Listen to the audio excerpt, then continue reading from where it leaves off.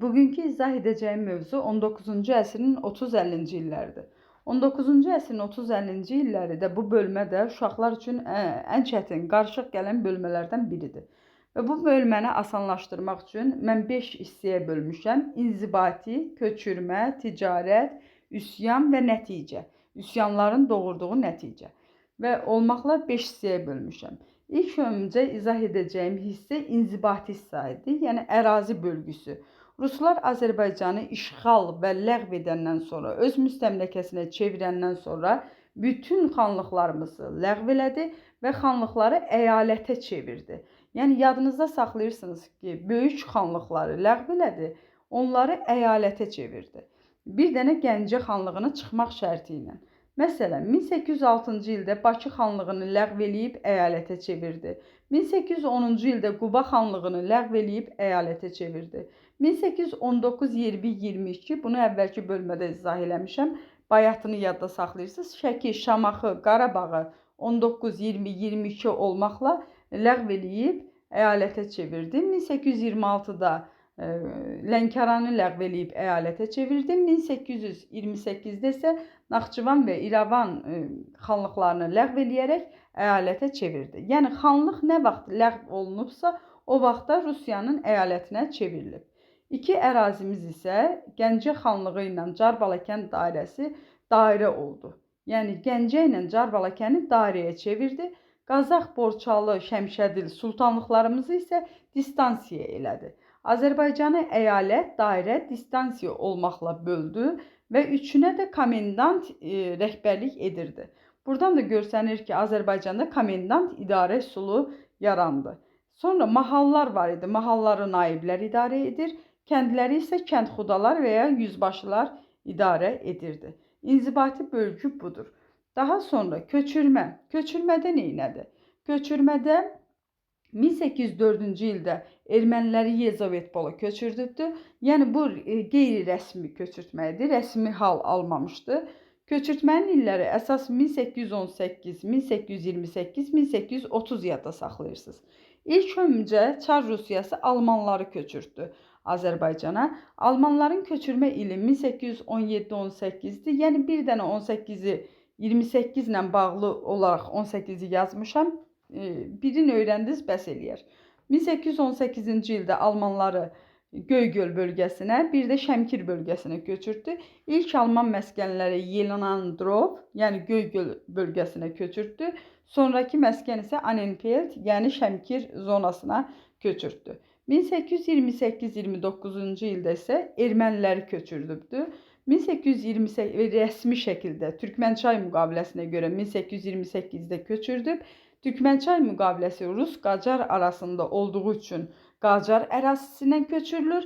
1815-ci maddəsinə əsasən 1829 isə Ədirnə müqaviləsinə görə, bunu əvvəlki bölmədə izah eləmişik. 1829-cu ildə isə Rus-Osmanlı arasındadır deyə, müqavilə Rus-Osmanlı arasında bağlandığına görə Osmanlı ərazisindən köçürülmə baş verdi. Köçürülmə İngilis dilində indiki davam edici zaman yəni İnq bölgəsinə, İrəvan, Naxçıvan və Qarabağ bölgəsinə, bir də Borçalı bölgəsinə köçürüldü. 1830-cu ildə isə Çar Nikolay 20 oktyabr fərmanı ilə təriqətçi və bidətçi, buna diqqət yetirin, yəni zadəganı yox, təriqətçi və bidətçiləri Azərbaycana köçürtməyə başladılar. 1830-cu ildə. Hara köçürtdülər? Qaloş yadınızda saxlayırsınız. Qarabağ, Lənkəran və Şamaxı bölgəsinə köçürtmə prosesi baş verdi. Daha sonra ticarəti izah eləyəcəm. Ticarət tarifləri tarif verildi. Bunlar üçü də ticarət tarifləri gedir. Yenə illəri bu cür əzbərləyirsiniz. 1821, 31, 36, 1821 güzəşt verdik. Azərbaycan ərazisi əcnəbi tacirlərə 50% gömrüksüz ticarət rüsumu verdi və gömrüksüz güzəşt. Azərbaycan Ruslara və Avropalılara güzəştli ticarət tarifi verdi. Daha sonra bu tarif müsbət ticarətin canlanmasına səbəb oldu. Ancaq Avropadan daha çox cəlb olunduğu üçün bu tarifi Avropadan tacirlər daha çox gediş-gəliş elədiyi üçün bu tarif sonradan ruslar tərəfindən ləğv edildi. 1831-ci ildə isə yasaqlı tarif, yəni müəyyən məhdudiyyət qoyulan tarifdir. Avropadan gələn malları məhdudlaşdırdılar. Avropadan gələn malların üçüncü bir ölkəyə getməsinin qarşısı alındı. Sonralar Rusların bu Avropadan gələn tacirlərə yüksək gömrük haqqı qoydular ki, Rusiya malları daha çox dövriyyəyə daxil olsun. 1836-cı ildə isə rəhdarı ləğv elədi Rusiya, Azərbaycan, yəni Rusiya müstəmləkəsi olduğumuz üçün qərarların çoxunu Rusiya verir. Rəhdarın və daxili gömrüyün ləğvi. Bu nə deməkdir? Məsələn, Qubadan Bakıya alma gətirilir satmağa, amma Bakıda gömrük alınırdı. Daxildə gömrük var idi. Və bu da Quba, məsələm deyirəm, Qubadan alma gətirən tacir üçün əlverişli olmadığı üçün malın gətirmirdi. Ona görə də ticarətdə müəyyən ləngimələr gedirdi. Rəhdarın ləğvi ticarətin canlanmasına səbəb oldu və daxildə ticarətin canlanmasına səbəb oldu. Üçü də müsbətdir. Ticarət haqqında verilən tariflər üçü də müsbət haldır. 1839-43-cü ildə isə Rusiyanın öz ərazisində vahid çəki ölçü sistemi yaradıldı və vahid çəki ölçü sisteminin yaradılması Azərbaycanda da tətbiq edildi. 1853-cü ildə isə naturadan pul vergisi ilə əvvəllər natura şəklində vergi ödənirdi. 1853-cü ildə isə pul şəklində vergi ödənilməyə başlanıldı. Rusiyanın müstəmləkəsinə çevrilməyimiz, komendant idarə üsulunun mövcudluğu, vergi siyasətinin ağırlığı, rüşvətxorluq, özbaşınaçılıq və Rusiyanın köçürmə siyasəti, bütün bunlar əhalini təngə gətirmişdi və Azərbaycanda üsyanlar, Çar Rusiya imperiyasına qarşı üsyanların başlanmasına səbəb oldu. Üsyanlar başladı. 30-cu illər deyəndə tez ağlınıza üsyanlar gəlsin. 1830-da Carbalakan üsyanı, 31-də Lənkəran üsyanı, 37 Quba üsyanı, ən güclü üsyan Quba üsyanı idi. 38 Şəki üsyanı. 1830-cu ildə Carbalakan üsyanı. Carbalakan üsyanına Şeyx Şaban və Həmzət bəy başçılıq eləyirdi və məlumdur ki, 1803-cü ildə Carbalakan işğal edilmişdi, amma ləğv edilməmişdi. Carbalakanın daxili müstəqilliyi qalırdı. Ancaq 1830-cu ildə isə xalq üsyana, Carbalakan cəmaatı üsyana qalxandan sonra daxili müstəqilliyi ləğv edildi və ruslar tərəfindən müvəqqəti idarə yaradıldı. Müvəqqəti idarə, burada demişkən müvəqqəti idarəni bir də deyək, 3 dənə müvəqqəti idarə var. 1806-cı ildə Şəkidə müvəqqəti idarə var. 1827-də Təbrizdə müvəqqəti idarə var. Bir də 1830-da Carbalakan'da müvəqqəti idarə yaradıldı. 1831-ci ildə Lənkəranda baş verdi üsyan. Lənkəran üsyanına Mirəsən başçılıq edirdi və əkin sahələrinin azlığı bu üsyanın xüsusi özəlliyi idi. 1837-ci ildə ən böyük üsyan Quba üsyanıdır. Quba üsyanına Hacı Məhəmməd, yəni Quba və Şəki hər iki üsyana Məhəmməd başçılıq eləyirdi. Quba üsyanında ən böyük üsyan olduğu üçün yadınızda saxlayın.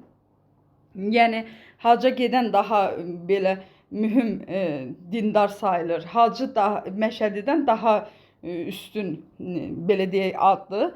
Hacı Məhəmməd daha üstün ad olan Quba üsyanındaydı. Hacı Məhəmməd, Məşədi Məhəmməd isə Şəki üsyanında başçılıq eləyirdi. Quba üsyanının başlanma səbəblərindən, yəni daha tez başlanma səbəblərindən biri də Varşavada müsəlman atlı alayının toplanması xəbəri Quba cəmaatına çatanda üsyanın başlanması üçün, daha alovlanması üçün daha da şərait yaratdı. Qubada hərbi şura yaradılmışdı. Hərbi şura Qubanın xüsusi özəlliyidir. Bir də ki, qeyd etmək yadımdan çıxıbdır, iltizam sisteminin ağırlığı Quba üsyanının başlama səbəblərindən birində götürmək olar. Daha sonra 1838-ci il Şəki üsyanı, üzr istəyirəm, 1838-ci il Şəki üsyanı da Məşədi Məhəmməd rəhbərlik eləyirdi. Üsyanın başlanma səbəbləri də eynidir, bitmə səbəbləri də eynidir. Üsyanlar görürsüz ayrı-ayrılıqda dedik. Bir zonada üsyan gedir demədik. Məhəlli xarakteri daşıyırdı, vahid birlik yox idi və ordu silah cəhətdən zəif silahlandıqlarına görə üsyan tez bir zamanda Ruslar tərəfindən yatırıldı. Nəticə nə oldu? Üsyanlar yatırılsa da Ruslar müəyyən inzibati və məhkəmə sistemində dəyişiklik etmək məcburiyyətində qaldılar. 1840-cı il üsyanların nəticəsidir. 1840-cı il 10 aprel islahatı ilə həm inzibati, həm də məhkəmə islahatı verdilər. İnzibati islahatda 1840-cı il əyalət ləğv olundu. Əvvəl yaratmışdıq əyalət. Xanlıqları ləğv eləyəndə əyalət yaratmışdıq. İndi əyaləti ləğv elədik. Əyalət ləğv olundu. Mahal naibi vəzifəsi ləğv olundu. Komendant idarə üsulu ləğv olundu. Əyalət, komendant, naib və əyalət ləğv olundu. Və Azərbaycanı iki yerə böldü. Xəzər tərəfdə olanlar Xəzər vilayəti, mərkəzi Şamaxı idi. Gürcüstan tərəfdə olanlar isə Gürcüstan İmertiya quberniyası olmaqla iki yerə böldü. Gürcüstan İmertiya quberniyasının ərazilə Gürcüstan tərəfdə olanlar İynə, İrəvan, Yezavetpol, Naxçıvan, İrəvan, Yezavetpol, Naxçıvan və Carbalakən oldu Gürcüstan İmertiyanın. Yerdə qalanlar isə Bakı, Quba, Dərbənd, Şamaxı, Şəki, Qarabağ. Yerdə qalanlar digərləri isə Xəzər vilayətinə daxil oldu. Bir dənə Gürcüstan İmertiyanın ərazisini əzbərləsəz bəs eləyər. Gürcüstan İmertiyanın ərazisini çıxmaq şərti ilə yerdə qalanlar isə Xəzər vilayətinə daxil edildi. 1840-cı ildə komendantı ləğv eləyəndən sonra Qafqazın baş hakiminə tapşırdı Azərbaycanın idarəçiliyini. 1843-cü ildə isə Ali Müsəlman Silki yaratdı. Müsəlmanları bir toplumda topladı. 1844-də isə Qafqaz canişinliyi yaratdı. 1840-a qədər komendant idarə üsuludur. 40-dan sonra 40-44 arası Qafqazın baş hakimidir. 44-83 arası isə Qafqaz canişinliyidir. Qafqaz canişinliyi yaradıldı. Qafqaz canişinliyində əsas işi Ali Müsəlman Silkinin işinə nəzarət eləmək idi.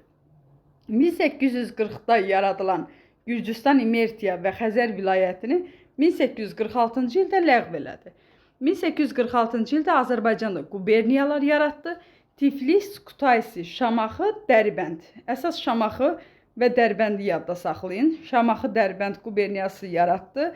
1844-cü ildə İrəvan, 49-cu ildə İrəvan quberniyasını yaratdı. 1859-cu ildə Şamaxıda zəlzələ olduğu üçün Şamaxını Bakıya köçürtdü. 1860-cı ildə Dərbənd quberniyası ləğv edildi, Bakıya daxil edildi. 1868-ci ildə isə Gəncə və yaxud da Yezavetpol quberniyası yaradıldı.